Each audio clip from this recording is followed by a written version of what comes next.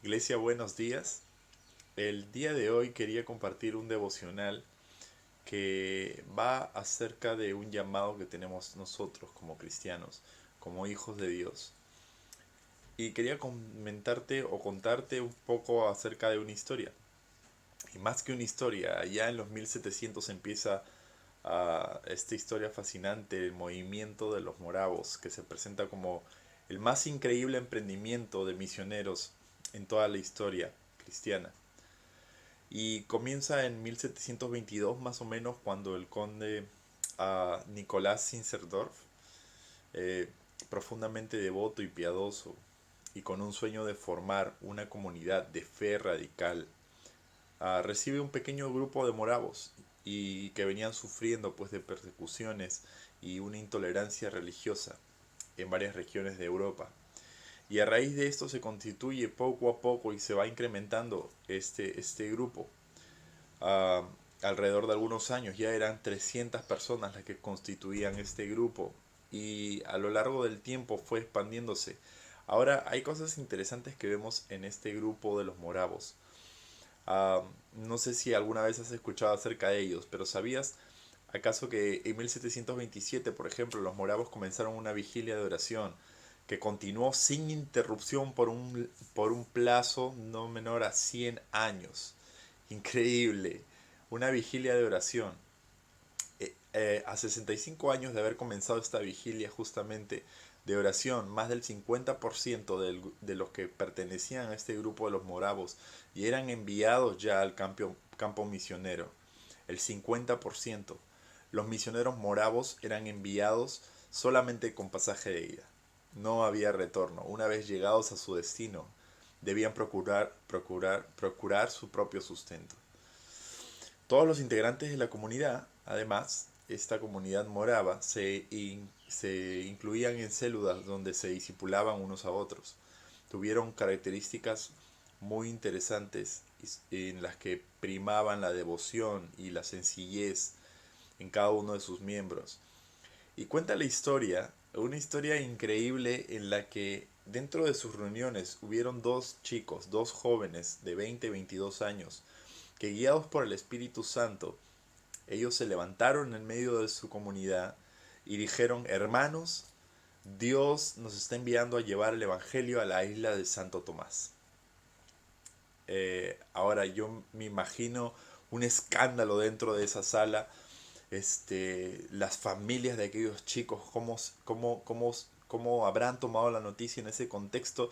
Y para poder aterrizar un poco la idea, necesitamos saber que la isla de Santo Tomás era una isla donde los portugueses en ese tiempo traían esclavos negros para doblegarlos y posteriormente venderlos a aquellas colonias británicas o españolas e incluso a Estados Unidos.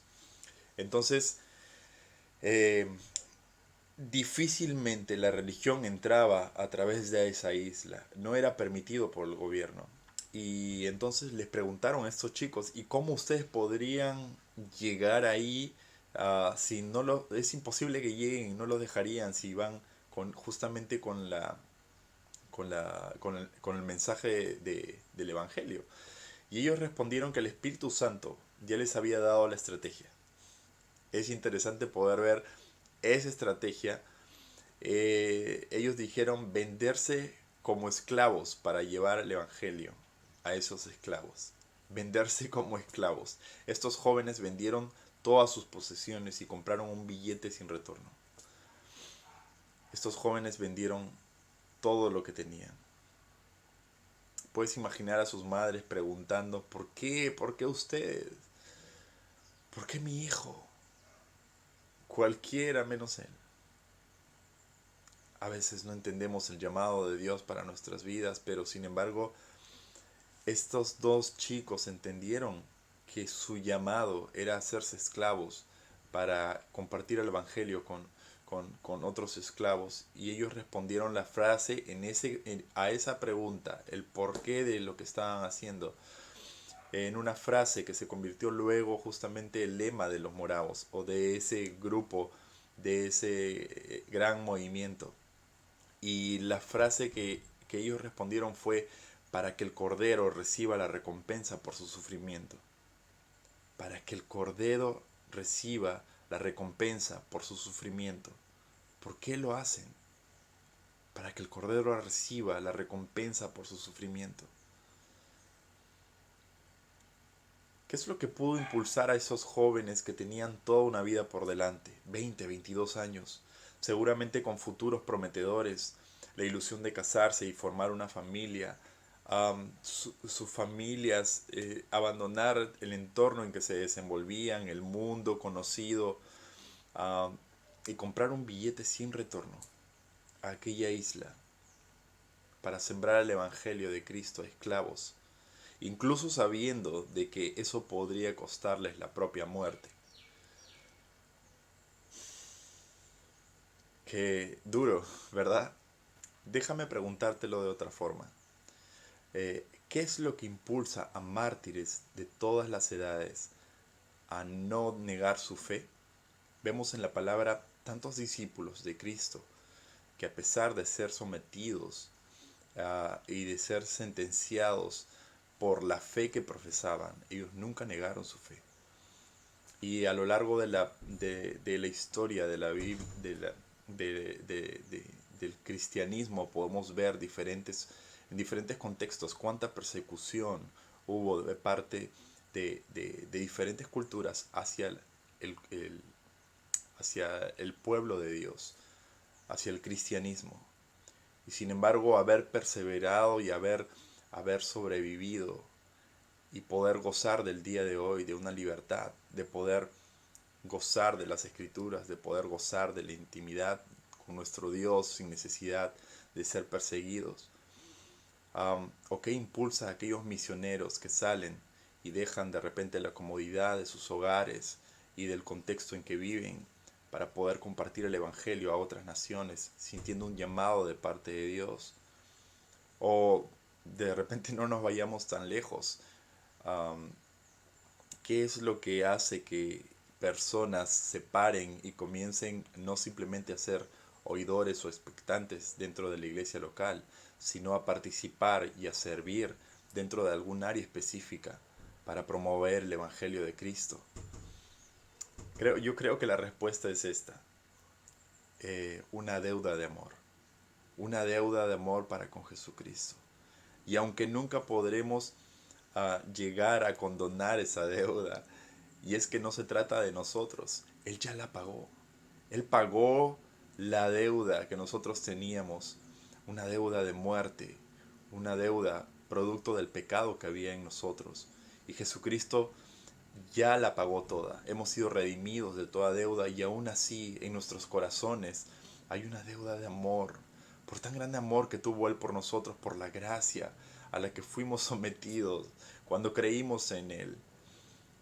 ¿Alguna vez has leído la palabra de Dios de tapa a tapa? Y no solo para leer las promesas de Dios, que hay tantas infinitas para con nosotros, sino para ver cómo estos hombres y mujeres de Dios se describían a sí mismos. Es interesante ver cómo siervos de Dios se describían en los diferentes libros que podemos leer. Y vamos a compartir rápidamente algunos textos bíblicos que justamente nos hacen ver cómo aquellos hombres de Dios se describían a sí mismos. Por ejemplo, en Romanos 1:1, esta carta empieza Pablo escribiendo: Pablo, siervo de Jesucristo, llamado a ser apóstol, apartado para el Evangelio. En Santiago 1:1 podemos ver lo siguiente: Santiago, siervo de Dios y del Señor Jesucristo, a las 12 tribus que están en dispersión. En 2 de Pedro 1:1 encontramos Simón Pedro, siervo y apóstol de Jesucristo. En Judas 1:1 podemos ver Judas, siervo de Jesucristo y hermano de Jacobo. En Apocalipsis 1:1 la revelación de Jesucristo que Dios le dio para manifestar a sus siervos las cosas que deben suceder pronto.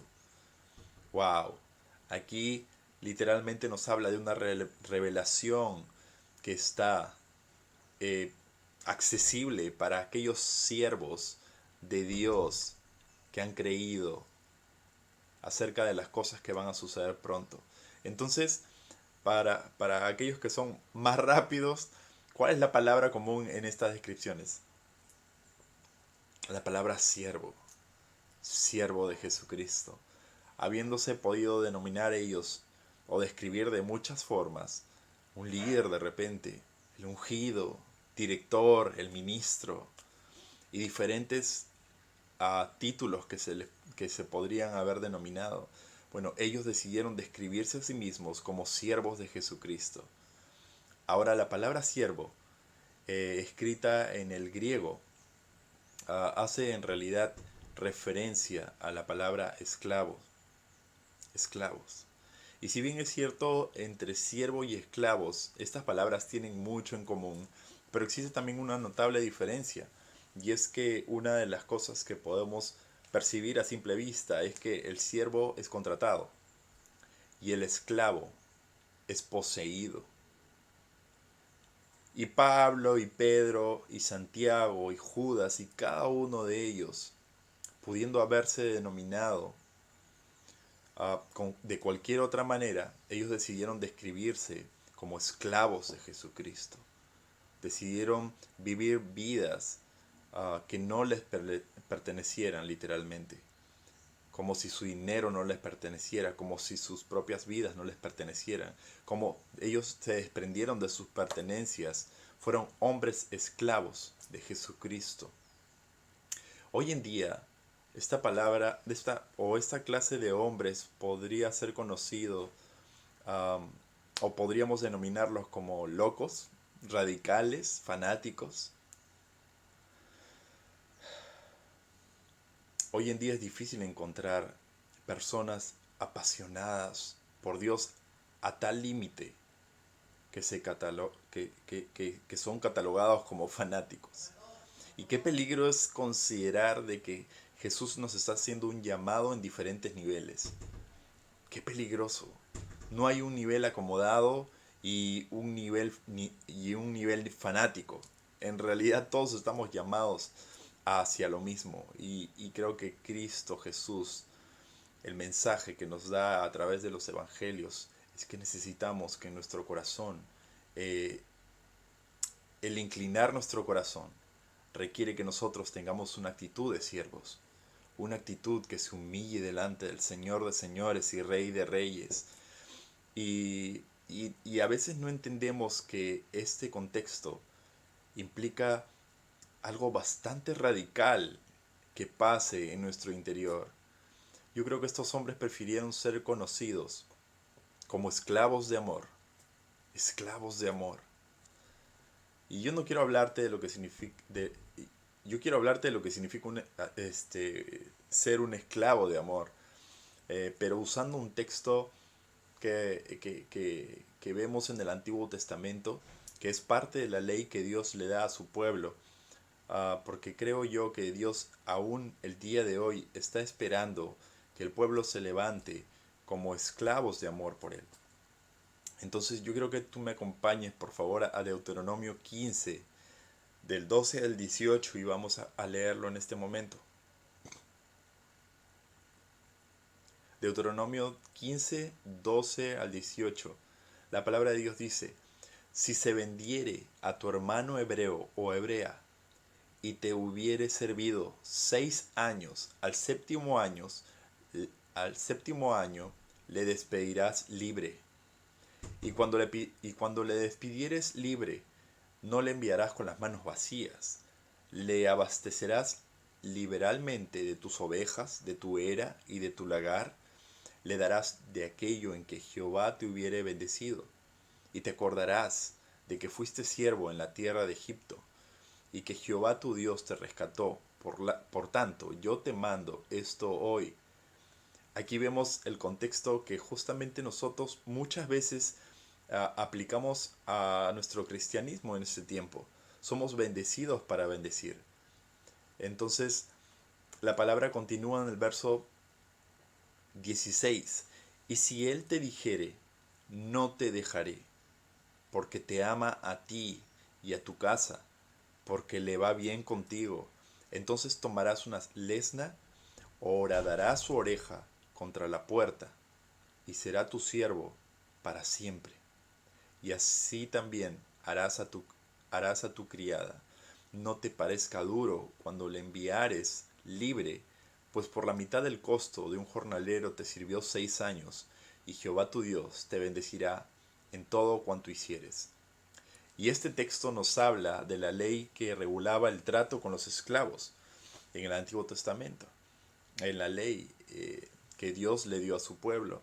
Y en esta ley Dios nos decía que, um, que justamente el esclavo, después de 6 años de haber trabajado para su amo, el séptimo debería ser liberado.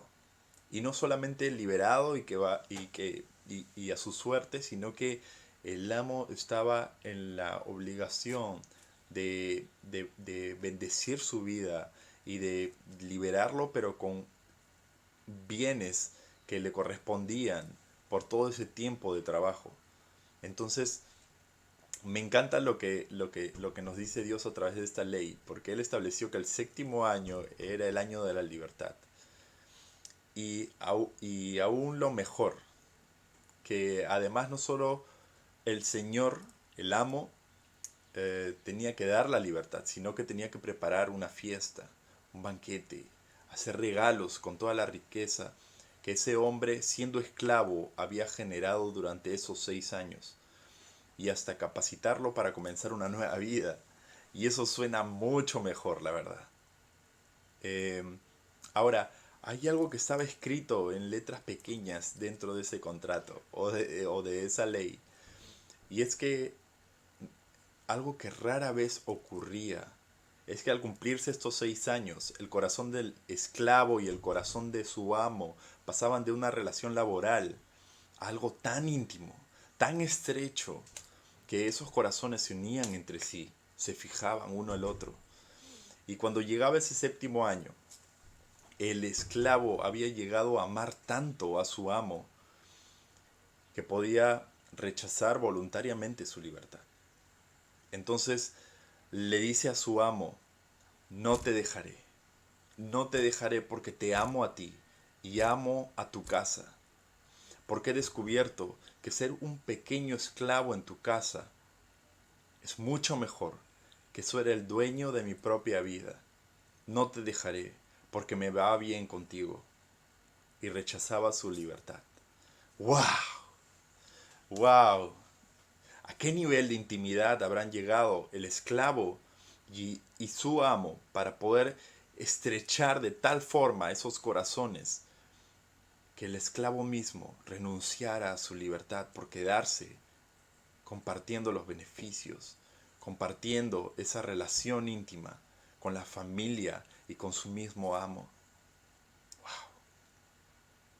Entonces, lo más increíble seguía a continuación. El Señor tomaba a ese esclavo, lo llevaba a las puertas de su casa y convocaba a la familia, vecinos, al resto de sus siervos, ponía en su oreja un pendiente con un sello familiar. Y a partir de ese momento, él ya no era más un esclavo. Ya no era más un esclavo por deuda. A partir de ese momento, él era un esclavo por amor. Era un esclavo por amor. Quizás esto no te signifique mucho. Existe una generación tan acostumbrada a que Dios cumpla a nuestros sueños, que se ha olvidado que los sueños más importantes son los que Dios nos da. Enseñamos a nuestros hijos a ser máquinas de éxito y muchas veces nosotros lo anhelamos también. Es parte también un poco del contexto de nuestra cultura. La cultura se nos presenta personas que aprobadas o aceptadas en la sociedad, personas llenas de éxito o de riquezas, de fama, y anhelamos un poco de ello en nuestras vidas. Y es parte del sentimiento que Dios ha puesto en nuestros corazones, porque nosotros no somos cola.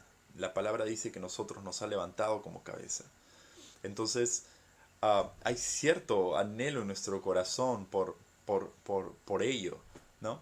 Y creo que es algo que Dios ha puesto en nuestra humanidad. Sin embargo, ah, hemos olvidado la parte de ser fervientes y apasionados seguidores de Cristo. Fervientes. Personas que amen a Dios con todo su corazón, a tal punto que renuncien a cosas que aún les parecen agradables, aún sueñan con tenerlas, por el hecho de hacer la voluntad del Padre. Ahora nosotros ya somos libres y bendecidos. Pedimos por mejores trabajos y Dios nos los da. Pedimos por negocios y Dios abre las puertas. Dios te prospera a ti y a mí. Y la prosperidad llega y la provisión llega de formas que aún no podemos entender. Pedimos por finanzas y Dios te provee. Eres bendecido por ser hijo y eso no va a cambiar.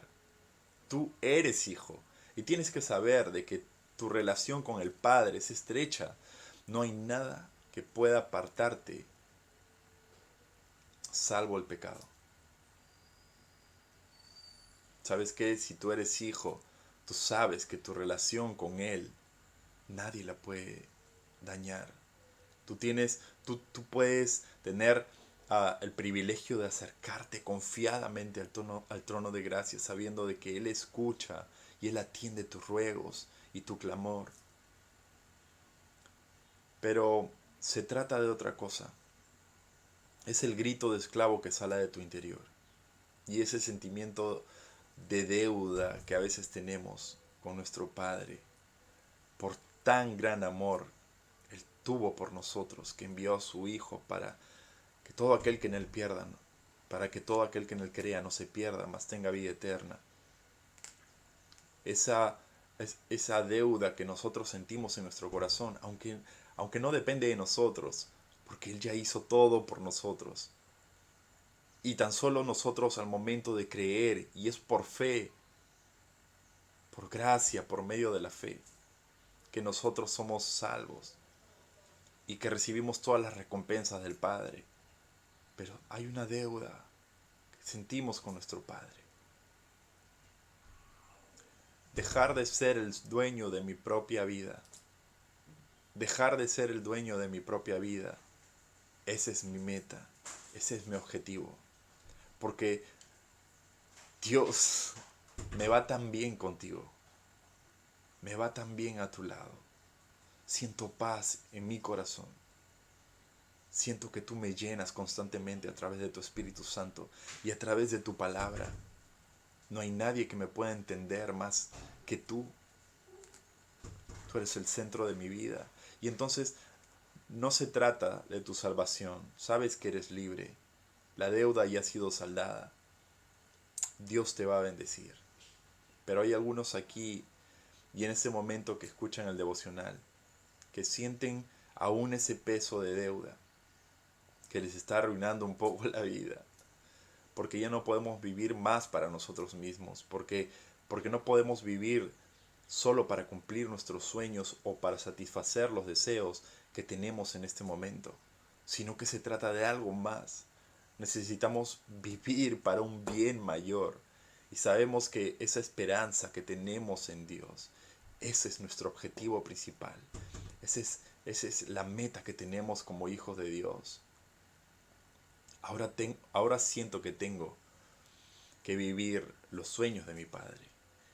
Y eso es lo que quería compartir en mi corazón contigo. ¿Sientes que tienes que cumplir los sueños que el Padre ha puesto en ti? No tanto los sueños que tú tienes en base a tus expectativas personales. ¿Qué hay de los sueños que Dios ha puesto en tu corazón y que Él quiere que los concretes, que se hagan realidad? Entonces te recuerdo lo que está pasando. Y es que al aceptar a Cristo en nuestras vidas, nosotros somos esclavos. Sí, nos hacemos siervos. Y Cuando nosotros le entregamos nuestras vidas a Dios, literalmente le estamos diciendo, Señor, te aceptamos como nuestro Señor, como nuestro Señor. Y cuando lo aceptamos como nuestro Señor, literalmente lo que estamos haciendo es renunciando a nuestros propios derechos por aceptar los deseos del corazón de nuestro Padre. Los esclavos, por amor, saben renunciar a estos derechos propios que tienen. Y si estás escuchando este devocional, significa que probablemente hiciste a Jesús el Señor de tu vida. Pero eso no significa necesariamente que hayas hecho a Jesús el Señor de tu vida. Y eso es lo que quiero animarte a través de este devocional, de que tú puedas meditar en ello. Quizás tú mismo no llegas a palpar qué sientes, uh, qué es lo que sientes en el interior de tu corazón, o cómo está tu relación con Él. Si tú has elegido hacerlo el Salvador de tu vida, a Cristo Jesús, wow, la verdad es que felicito esa decisión. Ese es el comienzo. Pero necesitas hacerlo también el Señor de tu vida. Porque para hacer a Jesús el Salvador de tu vida, solamente tienes que entregarle tus pecados. Pero para hacerlo Señor de tu vida, tienes que entregarle tus derechos. Wow, entregarle tus derechos a Él. Y qué alegría y qué gozo y qué liberación es entregarle a Jesús tus pecados. Pero a veces cómo nos duele entregarle nuestros derechos. Yo te animo a que tú puedas entregarle todas las áreas de tu vida a Él. Y de que puedas obrar cada una de las cosas que puedan pasar a lo largo de tu vida y cada decisión que puedas tomar día a día estén basados en Él. Él debe ser el centro de tu vida. Él es el Señor de tu vida. Si así lo deseas, Él quiere entrar en tu vida, restaurar las cosas que tiene que restaurar, limpiar lo que hay que limpiar. Pero necesita que tú des tu corazón totalmente a Él. Inclino mi corazón. Inclino mi corazón. Vamos a orar. Padre, gracias Señor. Gracias porque tú nos estás llamando a ser siervos.